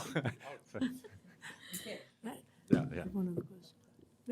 Just this is a question for the mayor. I'm sorry, I'm not going to make it longer. Do we have any intention of looking for a replacement for Shelley, or are we looking at some other process of taking care of those things? There was an article in the Globe this week about one town, and what their sustainability director brought to them was enormous amounts of grant money to do work, so. Yeah, so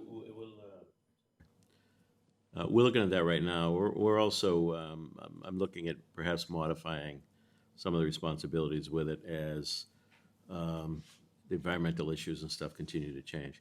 I mean, in reality, everything by code now in the buildings, they have to do through, the architects recommend, the engineers, it's this thing they have to do anyway. So it's like, we don't need to be spinning our wheels telling somebody what, when it's already being done. So, so we're in the process. I should have that resolved in the next couple of weeks.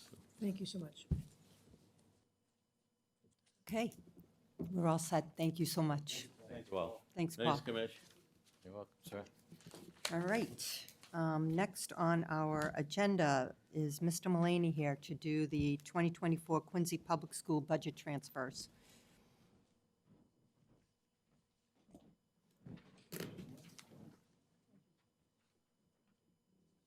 Thank you.